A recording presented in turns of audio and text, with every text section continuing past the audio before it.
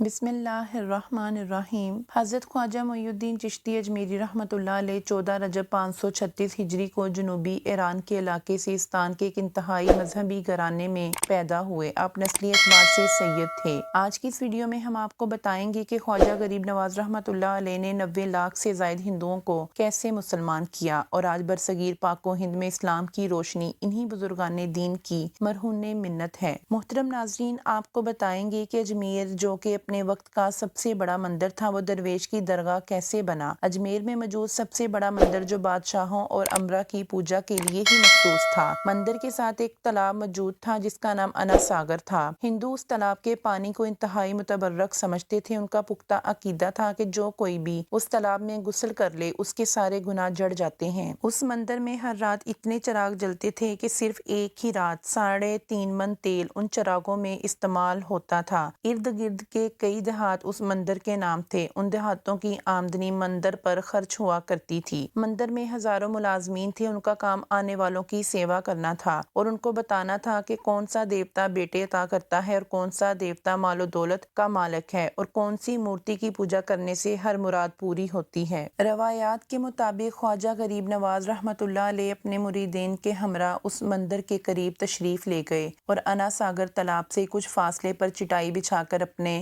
ساتھیوں کے ہمراہ بیٹھ کے عصر کا وقت قریب تھا۔ آپ رحمۃ اللہ علیہ نے اپنے شاگرد حضرت قطب الدین رحمۃ اللہ علیہ سے اذان دینے کو کہا۔ کفر و شرک سے بھرے اجمیر میں اللہ تعالیٰ کے ایک ہونے اور محمد صلی اللہ علیہ وآلہ وسلم کے آخری نبی ہونے کا یہ پہلا اعلان تھا۔ وہاں کے لوگ اسلام سے مکمل طور پر لا علم تھے۔ اذان کی آواز سن کر وہ لوگ بہت حیران ہوئے اور وہاں اکٹھے ہو گئے۔ تمام مسافروں نے انا ساگر کے پانی سے وضو کیا اور نماز پڑھنا شروع کر دی۔ سب ہندو ان کو دیکھ کر حیران تھے کہ تمام مورتیاں تو مندر کے اندر موجود ہیں، تو یہ نئے لوگ سجدہ کس بھگوان کو کر رہے ہیں۔ شام ہوئی تو مہاراجا کے اونٹ جو چرنے کے لیے گئے تھے اپنے چرواہوں کے ساتھ واپس آنے لگے۔ خواجہ غریب نواز رحمۃ اللہ علیہ جہاں اپنے ساتھیوں کے ساتھ بیٹھے تھے وہ راجا کے اونٹوں کے بیٹھنے کی جگہ تھی۔ چرواہوں نے خواجہ غریب نواز رحمۃ اللہ علیہ سے وہ جگہ خالی کرنے کو کہا۔ اس پر آپ رحمۃ اللہ علیہ نے فرمایا کہ سارا میدان خالی پڑا ہے، تم اپنے اونٹ کہیں بھی باندھ لو، آخر تم ہم مسافروں کو کیوں تنگ کرتے ہو۔ چرواہے اپنی ضد پر اڑے رہے اور بدتمیزی کے ساتھ کہنے لگے کہ یہ ہمارے اونٹ باندھنے کی جگہ ہے، لہٰذا تم یہ جگہ خالی کرو۔ چرواہوں نے بدتمیزی سے کہا کہ راجا کے اونٹ یہاں ہی بیٹھیں گے، تم لوگ کہیں اور جا کر ڈیرا لگاؤ۔ اس پر حضرت خواجہ غریب نواز رحمۃ اللہ علیہ اپنے ساتھیوں کے ساتھ یہ کہہ کر اٹھے کہ اب اللہ کے حکم سے یہاں صرف اونٹ ہی بیٹھیں گے۔ یہ کہنے کے بعد آپ رحمۃ اللہ علیہ اپنے ساتھیوں کے ساتھ وہاں سے چل دیے۔ اگلے روز جب چرواہوں نے اونٹ چرانے کے لیے وہاں سے اٹھانے چاہیں تو کوئی بھی اونٹ اپنی جگہ سے ٹس سے مس نہ ہوا۔ چرواہوں نے زبردستی اونٹوں کو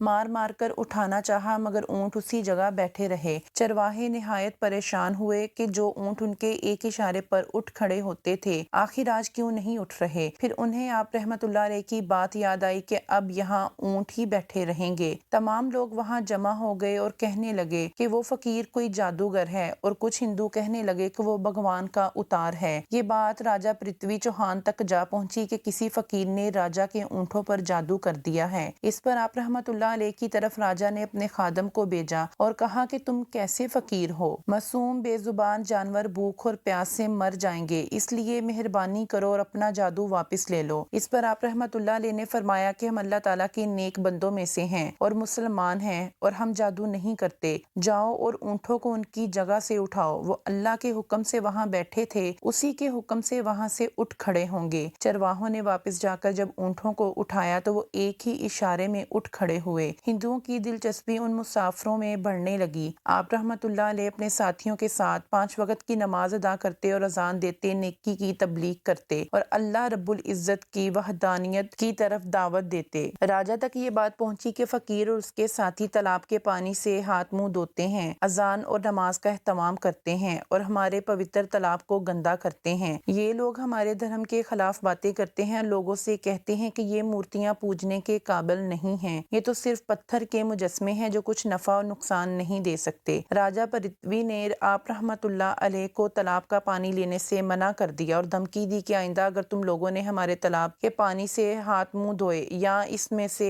پانی استعمال کیا تو ہم سختی سے پیش آئیں گے۔ اس پر آپ رحمۃ اللہ علیہ نے اپنے خاص مرید سے فرمایا کہ شاید یہ لوگ اگلی بار ہمارے پانی لینے سے کوئی فساد برپا کریں، لہٰذا ہم ایک مشکیزہ پانی کا بھر لیتے ہیں جو بوقت ضرورت ہمارے کام آئے۔ آپ رحمۃ اللہ علیہ نے تالاب کے کنارے بیٹھ کر جو ہی مشکیزہ تالاب کے پانی سے بھرا یک تالاب کا سب پانی زمین میں جذب ہونے لگا اور انا ساگر خشک ہو گیا۔ یہ دیکھتے ہی ہندوؤں میں کوہرام مچ گیا کہ فقیر نے انا ساگر کا پانی جادو کے ذریعے خشک کر دیا ہے۔ راجہ پرتوی اس صورتحال سے بہت پریشان ہوا۔ اس نے تمام پنڈتوں کو اکٹھا کیا اور آپ رحمۃ اللہ علیہ کے بارے میں پوچھا۔ اس پر وہ کہنے لگے کہ یا تو یہ جادوگر ہے یا پھر سچ مچ کوئی سادھو فقیر ہے۔ ان کی پریشانی بڑھنے لگی کہ انا ساگر کے خشک ہونے سے اجمیر کی رونق ختم ہو گئی ہے۔ اس کی وجہ سے ہی تو لوگ دور دور سے اجمیر آیا کرتے تھے اور اپنے گناہ معاف کروانے کے لیے انا ساگر میں نہاتے اور پوتر ہوتے تھے۔ یہ ہندوؤں کے لیے کسی دھچکے سے کم نہ تھا۔ وہ لوگ آپ رحمۃ اللہ علیہ سے پوچھنے لگے کہ آخر آپ کیا چاہتے ہیں؟ تالاب کے خشک ہونے سے علاقے میں پانی کی قلت و بحران بڑھ گیا ہے، لہٰذا آپ اپنا جادو واپس لے لیں اور ہم پر رحم کریں۔ آپ بے شک انا ساگر پر وضو کر لیں، ہم اعتراض نہیں کریں گے۔ اس شرط پر آپ رحمۃ اللہ علیہ نے اپنے خاص مرید حضرت قطب الدین رحمۃ اللہ علیہ سے فرمایا کہ جاؤ قطب، یہ پانی کا مشکیزہ تالاب میں ڈال دو۔ جیسے ہی مشکیزے کا پانی تالاب میں ڈالا، انا ساگر کا پانی کناروں تک بھر آیا۔ اس پانی نے کئی دلوں کو دھو ڈالا۔ اس حوالے سے کئی روایات ہندوؤں کی کتابوں میں درج ہے اور ہندو مورخین اس بات کو بھی تسلیم کرتے ہیں کہ اس شام کئی لاکھ ہندو کلمہ پڑھ کر مسلمان ہوئے۔ ہندوؤں کے مسلمان ہو جانے سے کئی پنڈتوں اور ہندوؤں میں غم و غصے کا طوفان